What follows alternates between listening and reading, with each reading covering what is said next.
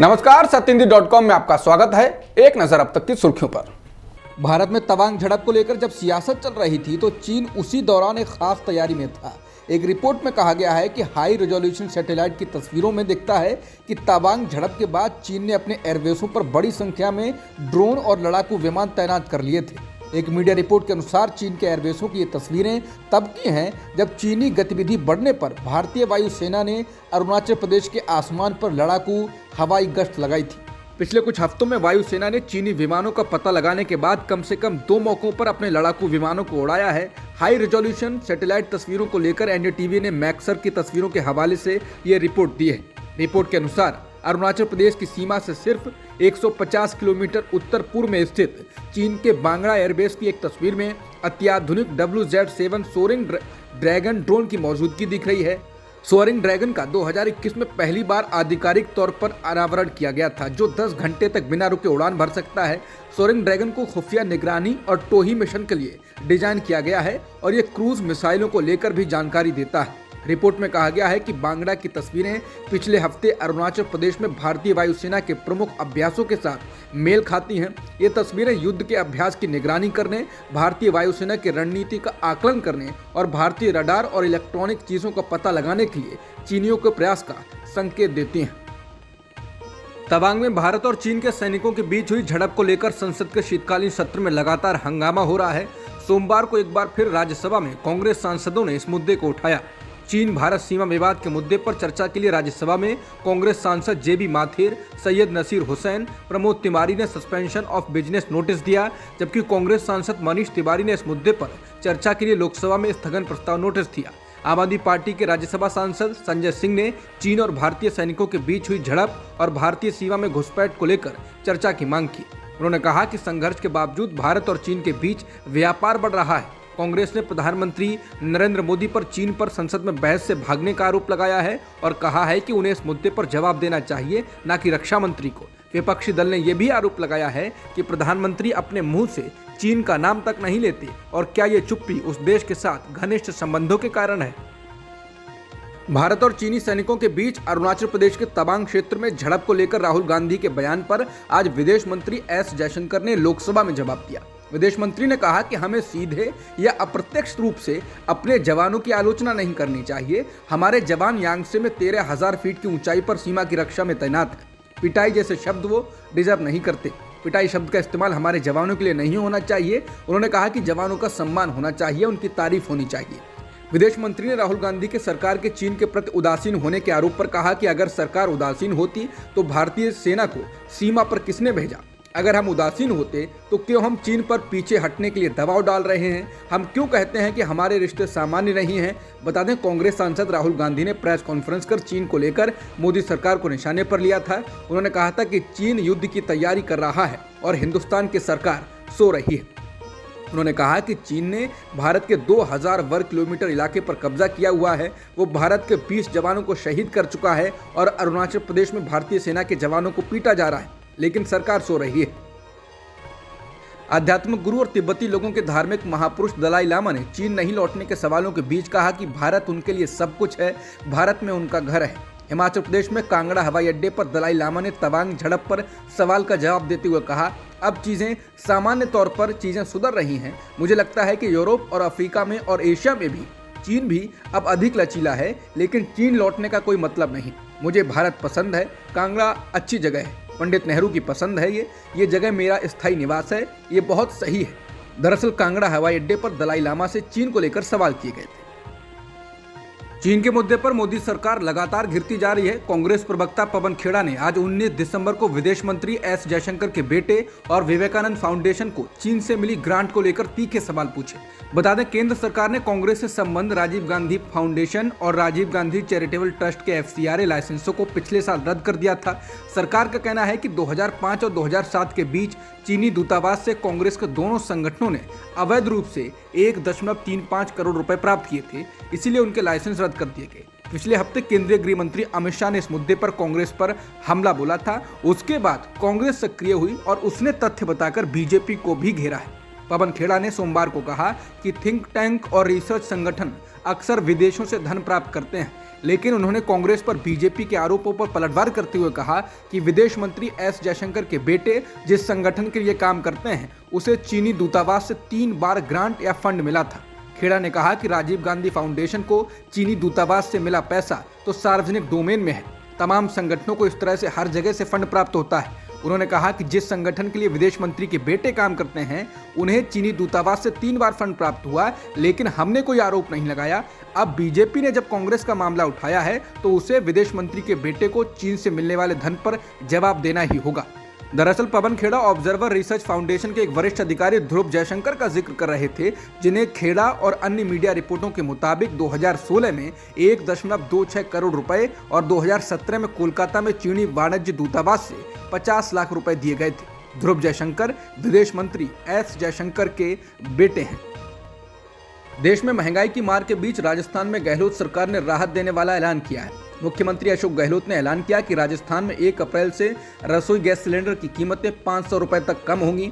उन्होंने कहा कि अप्रैल में गहलोत सरकार गरीबी रेखा से नीचे के लोगों और उज्ज्वला योजना में नामांकित लोगों के लिए 500 रुपए में रसोई गैस सिलेंडर उपलब्ध कराएगी। गहलोत ने कहा कि अभी मैं केवल एक ही बात कहना चाहता हूं, उज्ज्वला योजना के तहत प्रधानमंत्री मोदी गरीबों को एलपीजी कनेक्शन और गैस चूल्हा तो देते हैं, लेकिन सिलेंडर खाली रहता है क्योंकि इसकी कीमत अब 400 से बढ़कर 1040 हो गई है। गरीब परिवार इस सब्सिडी का इस्तेमाल 1 साल में 12 सिलेंडर के लिए कर सकते हैं। ये 1 अप्रैल से बजट पेश होने पर लागू होगी। गुजरात में बीजेपी को मिले प्रचंड बहुमत के साइड इफेक्ट नजर आने लगे हैं। मुख्यमंत्री भूपेंद्र पटेल कैबिनेट के सीनियर मंत्री जगदीश विश्वकर्मा ने वडगाम में जाकर अपना गुस्सा निकाला तो वहां कांग्रेस विधायक जिग्नेश मेवाणी ने भी बीजेपी पर तीखा पलटवार किया। गुजरात के मंत्री का अनुसूचित जाति के लोगों पर दिया गया विवादास्पद बयान तूल पकड़ रहा है। सहकारिता मंत्री जगदीश विश्वकर्मा शनिवार को बडगाम गए थे।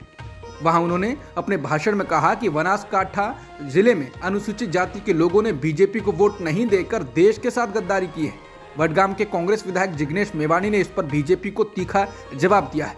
जिग्नेश ने अपने ट्वीट को बीजेपी हैंडल को टैग करते हुए पूछा है कि अब बीजेपी को वोट नहीं देने वाले गद्दार हैं। मेवाणी ने ट्वीट में लिखा, अंग्रेजों के तलबे चाट कर पनपी भाजपा के मंत्री जगदीश विश्वकर्मा ने कल मेरे मत क्षेत्र वडगाम के मतदाताओं को वोट न देने पर देश के गद्दारों और राष्ट्र विरोधी बताया। भाजपा के शीर्ष नेतृत्व को यह सवाल पूछा जाना चाहिए कि क्या बीजेपी के खिलाफ वोट देना राष्ट्र के साथ गद्दारी है।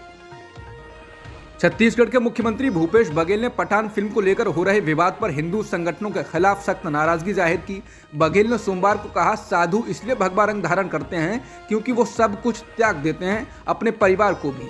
अब ये बजरंगी गुंडे भगवा रंग का गमछा पहनकर निकले हैं। ये बताएं कि इन्होंने क्या त्याग किया है समाज के लिए, परिवार के लिए, बल्कि ये लोग तो वसूली करने के लिए पहन रहे हैं। भूपेश बघेल ने पत्रकारों से बातचीत में कहा कि अगर रंग की ही बात है तो बीजेपी के जो सांसद और विधायक हैं और वो अभिनय के क्षेत्र में रहे हैं, उन्होंने भगवा रंग के कपड़े पहनकर डांस किया है, उसके बारे में इन लोगों के क्या विचार हैं। मुख्यमंत्री ने कहा कि रंग से किसी का जाति धर्म तय नहीं करना चाहिए। बता दें, शाहरुख खान की आने वाली फिल्म पठान को लेकर विरोध लगातार बढ़ता जा रहा है। इसके गाने बेशरम रंग में अभिनेत्री दीपिका पादुकोण के द्वारा पहने गए कपड़ों को लेकर दक्षिणपंथी और हिंदुत्ववादी समूह ने शाहरुख खान के खिलाफ मोर्चा खोल दिया है और इस फिल्म पर प्रतिबंध लगाने की मांग की जा रही है। कर्नाटक विधानसभा में हिंदुत्व आइकन वीडी सावरकर की तस्वीर का अनावरण किया गया, जिसको लेकर विवाद छिड़ गया है। विपक्ष ने इसके खिलाफ विरोध प्रदर्शन शुरू कर दिया है। कांग्रेस के वरिष्ठ नेता सिद्धारमैया विपक्षी नेताओं का विरोध प्रदर्शन में नेतृत्व कर रहे हैं। उन्होंने कर्नाटक विधानसभा के अंदर विवादास्पद व्यक्ति की तस्वीर लगाने की जरूरत पर सवाल उठाए। सिद्धारमैया ने कहा कि बीजेपी चाहती है कि हम विधानसभा को बाधित करें और विरोध करें। वो जानते हैं कि हम सत्र में भ्रष्टाचार के मुद्दों को उठाने जा रहे हैं, इसलिए वो विपक्ष से राय और परामर्श के बिना सावरकर की तस्वीर लगाकर परेशानी पैदा करने की कोशिश कर रहे हैं। कांग्रेस नेता और विपक्ष के नेता सिद्धारमैया ने स्पीकर को चिट्ठी लिखकर वाल्मीकि, बासवन्ना, कनकदास, भीमराव अंबेडकर, सरदार वल्लभ भाई पटेल और अन्य नेताओं के पोर्ट्रेट लगाए जाने की मांग की है। उन्होंने कहा, ये कोई विरोध नहीं है, ये हमारी मांग है कि कर्नाटक विधानसभा हॉल में सभी राष्ट्रीय नेताओं और समाज सुधारकों के चित्र लगाए जाएं। सिद्धारमैया ने कहा कि विधानसभा अध्यक्ष ने एक तरफा तौर पर विधानसभा में सावरकर की तस्वीर लगाने का फैसला किया है। कर्नाटक विधानसभा में सावरकर के पोर्ट्रेट लगाए जाने के विरोध में हो रहे प्रदर्शन को लेकर केंद्रीय मंत्री प्रहलाद जोशी ने प्रतिक्रिया दी। उन्होंने कहा कि विचारधारा को लेकर मतभेद हो सकते हैं, लेकिन वीर सावरकर एक स्वतंत्रता सेनानी थे। सिद्धारमैया से ये पूछा जाना चाहिए कि वहां किनके पोस्टर लगाए जाएं, दाऊद इब्राहिम के। बता दें 2023 के राज्य चुनाव से महीनों पहले कर्नाटक में सावरकर को लेकर हो रहे विवादों की सीरीज में ये नई घटना है। भाजपा नेताओं ने कहा है कि सत्तारूढ़ भाजपा ने सावरकर के बारे में जागरूकता बढ़ाने के लिए एक राज्यव्यापी अभियान शुरू किया है और बेलगावी में उनके चित्र का सम्मान करना इसका एक हिस्सा था। महाराष्ट्र से सीमा विवाद के बीच कर्नाटक विधानसभा का शीतकालीन सत्र बेलगावी शहर में आज से शुरू हो गया। 10 दिनों तक चलने वाले इस शीतकालीन सत्र के लिए बेलगावी शहर में कड़े सुरक्षा इंतजाम किए गए हैं। ऐसा महाराष्ट्र से सीमा विवाद और विभिन्न संगठनों के विरोध प्रदर्शन को देखते हुए किया गया है। शहर में बड़ी संख्या में पुलिस को तैनात किया गया है। शहर के वैक्सीन डिपो ग्राउंड में भी बड़ी संख्या में पुलिस तैनात है, जहां मध्यवर्ती महाराष्ट्र एकीकरण समिति बेलगावी को महाराष्ट्र में विलय करने की मांग को लेकर विरोध प्रदर्शन आयोजित कर रही है। कर्नाटक महाराष्ट्र सीमा पर बढ़ते तनाव के बीच आज कर्नाटक ने विवादित बेलगावी में विधानसभा के विशेष सत्र को बुलाया है। महाराष्ट्र में बेलगावी को लेकर लगातार विरोध प्रदर्शन हो रहा है। आज शिवसेना और एनसीपी नेताओं को विरोध के लिए बेलगावी में प्रवेश करने की कोशिश करते हुए हिरासत में ले लिया गया।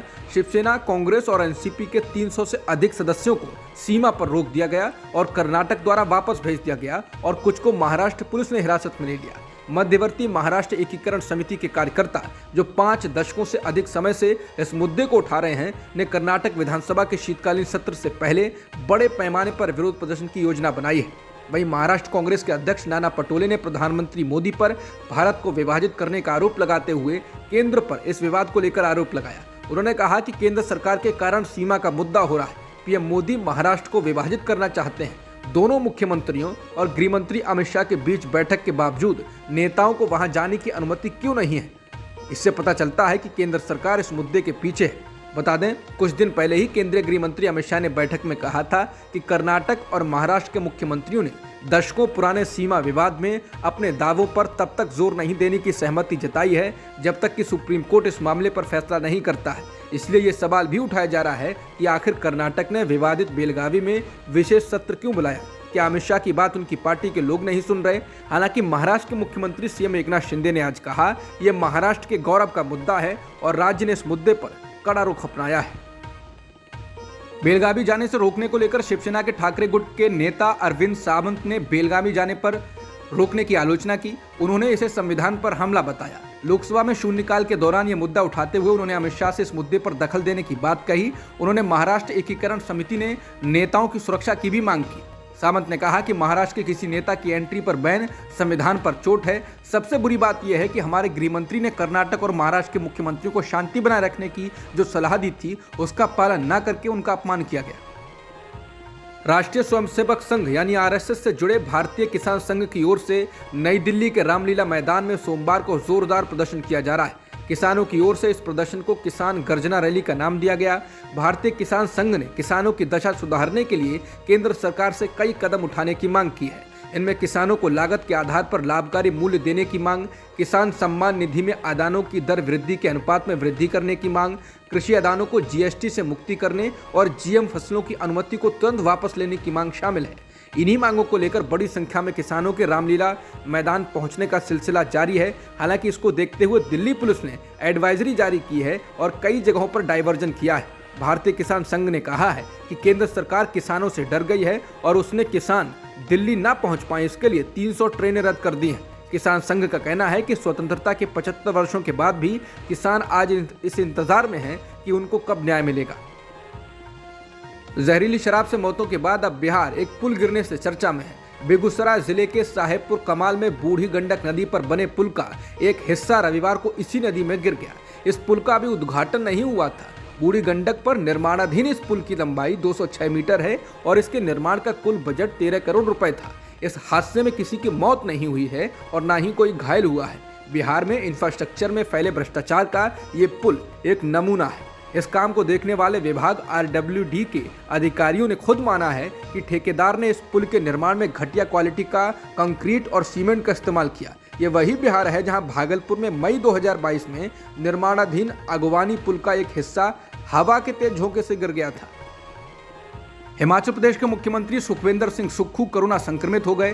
सीएम सुक्खू की रविवार देर शाम को रिपोर्ट आई है जिसमें वो कोरोना पॉजिटिव पाए गए हैं। सीएम सुक्खू दिल्ली में हैं और सोमवार को उन्हें शिमला लौटना था, लेकिन अब वो 3 दिन तक हिमाचल सदन में क्वारंटीन रहेंगे। माना जा रहा है कि इससे हिमाचल प्रदेश के कैबिनेट विस्तार में देरी हो सकती है। तहरीके तालिबान पाकिस्तान यानी टीटीपी के आतंकियों ने रविवार को पाकिस्तान में घुसपैठ की। टीटीपी के आतंकी उत्तर पश्चिमी प्रांत खैबर पख्तूनख्वा में घुस गए और एक पुलिस चौकी पर कब्जा कर लिया। आतंकियों ने वहां की जेल में बंद कुछ अपने साथियों को छुड़ा लिया। इसके बाद उन्होंने बन्नू कैंटोनमेंट के परिसर में स्थित काउंटर टेररिज्म डिपार्टमेंट के कर्मचारियों को बंधक बना लिया। बन्नू पुलिस के प्रवक्ता मोहम्मद नसीम ने रॉयटर्स को बताया, ये साफ नहीं है कि आतंकियों ने बाहर से हमला किया या उन्होंने पुलिस चौकी में मौजूद पुलिसकर्मियों के हथियारों को छीना। द डॉन के मुताबिक एक वरिष्ठ पुलिस अफसर ने कहा कि प्रतिबंधित आतंकवादी संगठनों के लगभग 25 गिरफ्तार आतंकियों को सीटीडी केंद्र में रखा गया था। इस घटना का पता चलते ही पाकिस्तान के आर्मी के जवानों ने पूरे परिसर को घेर लिया और हालात को काबू में किया गया है। अब तक की खबरों में इतना ही। बाकी खबरों के लिए बने रहिए सत्यहिंदी.com के साथ।